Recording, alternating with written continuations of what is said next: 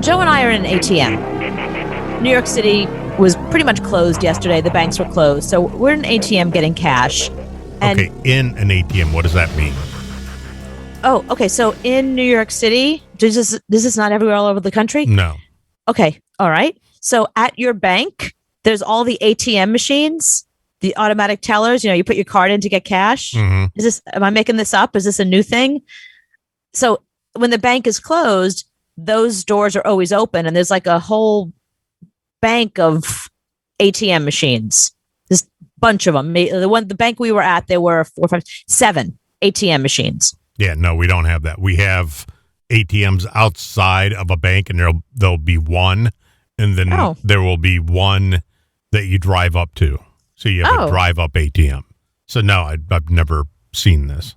Oh, I didn't realize. I thought this was like in banks all over the world or all over the country. I had no idea. Okay, well, in New York City, that's how we get our cash. It's like a little vestibule. So you walk into your bank, there's a vestibule. In the vestibule is ATM machines. Then you walk through other doors and you go into the actual bank. So those doors are locked, so you can't get in. Right. The bank doors are closed. Yeah. Okay. Right. When the bank is closed, it's closed. That's it. But the ATM machines are always open 24/7. Got it. And it's nice because it's always air conditioned. So if it's really hot out, it's a great place to like take your time, get some cash. There's always like some homeless guy sitting there, not bothering you, just taking in the air conditioning. We're like, yeah, we get you, brother. But there's 7 machines, so you can take your time. There's not a line of people behind you waiting for you to get. Okay, good. Rarely. I've really never been to an ATM where there's a line of people unless it was like in Times Square or streets aren't that busy yet. You know what I mean? There's so many machines and there's so many banks around now. Every time a restaurant closes, a bank opens in its place. No joke. Like a very famous restaurant on Union Square called The Coffee Shop that I grew up going to. It was like the place. Like at night, all the celebrities hung out there and you would like sneak in the back door and like watch the celebrities eat. You know what I mean? It was like one of those kind of places.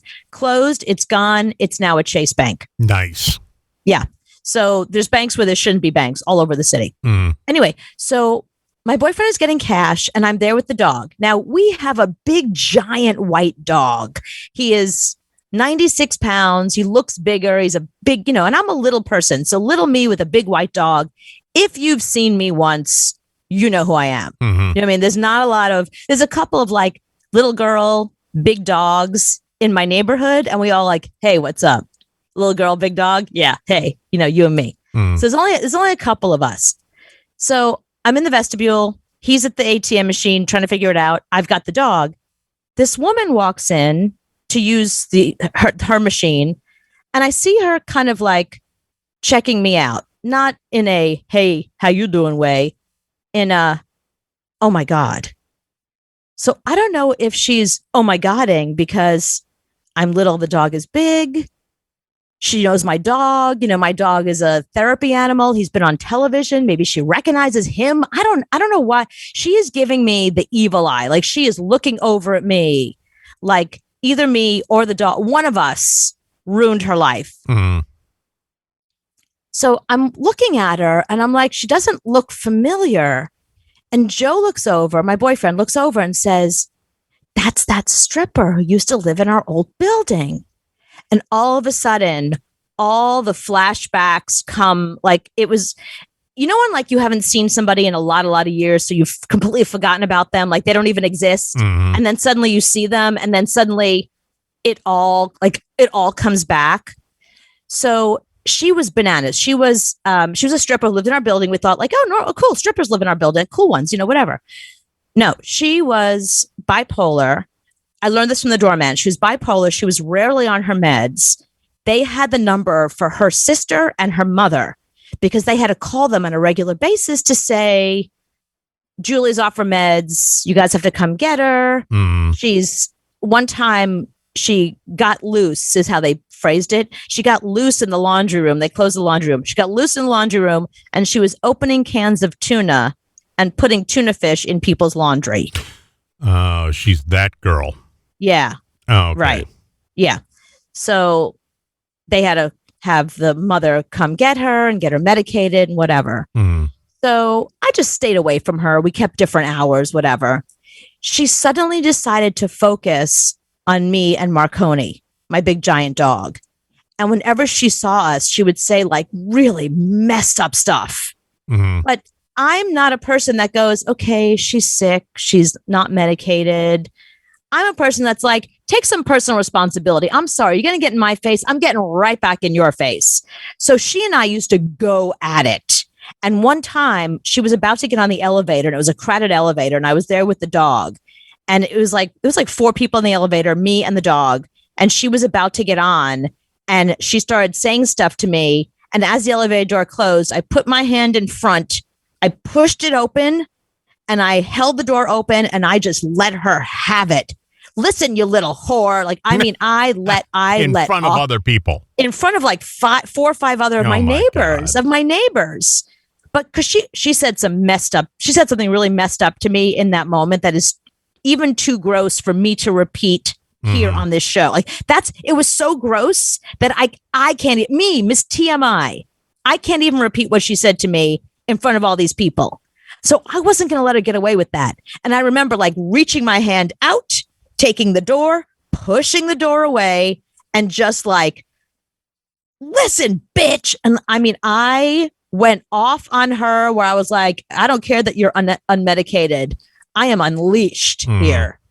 And Marconi, he's so not a protective guard dog. He just like sat there waiting. Like, Are we going out? Yeah. We're going to go out? What's going on? Yes, no, yes, maybe. Yeah, you told me we were going out, and we're still not out yet. So what's taking the time? So because I did that and let her have it in the moment, her mental illness, she has something with food, apparently, because every time there's an issue in the building that's food oriented, it's always her. So I get back from that walk. I go into my apartment, go about my business. I think I was doing morning radio, so I went to bed early. I wake up in the morning, and there is blueberry muffin. She must have, I don't know if she went and bought like a dozen of them. She smeared it all over my door. Really? Yes. And then like crumpled it. The tuna girl graduated from tuna and now moved her way onto blueberry muffins. And she took these blueberry muffins and she smeared them all over my door, which is like, oh my God, what a waste of carbs. Like as somebody at the time who was going to the gym all the time, it was like, oh my God. Like, how do you waste a carb? So I had to call down to the building. You know, this is like when it was I was morning show. I was working at PLJ at the time, so I'm leaving for work. You know, it's like 3:30 in the morning. So I had to call down and be like, listen, the psycho stripper just muffined my door. They're like, she what? It's like, just come up and see it. Just come up. I'm not going to explain it to you. Yeah, I took some pictures. I was like, she muffined my door. You guys are going to have to come up and deal with this. Someone's got to clean it. Go get her on her meds. So it was after that she muffined my door that they kicked her out of the building. They actually kicked her out? Putting tuna in the laundry, that was one. You know, all the times off her meds that she went off on people and was like, did other crazy things, which I found out later was like always food oriented, like spilling beer, breaking beer bottles, whatever. For some reason, they drew the line at blueberry muffins. I think they had a bunch of things lined up. I think that was one thing, and then the second thing, they said, if she does one more thing, that's it. And I think that was the one more thing. They had the video of her confronting me at the elevator, plus all the people behind me who, after I did it, were like applauding because they were like, nice going, you got her. Like, and they all had to testify to the super. Because the super went around like, what happened? What did she say? What did they say to each other? And they were all on my side, of course. But I think what I found out later, because they love me in that building, you know how it is everywhere I go, I make friends.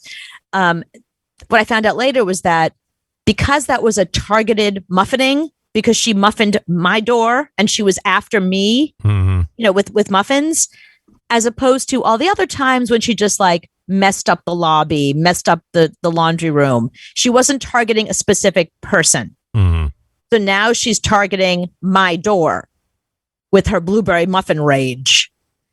So that's what got her kicked out. So like literally that week, they were like, that's it. They called her mother and her sister. Come get her stuff. She's out.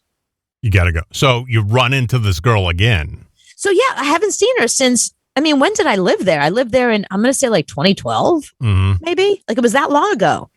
I'd forgotten about her. I forgot about all I forgot about all of this. There she is yesterday. Aged. She's aged terribly. Oh, so she still doesn't look good.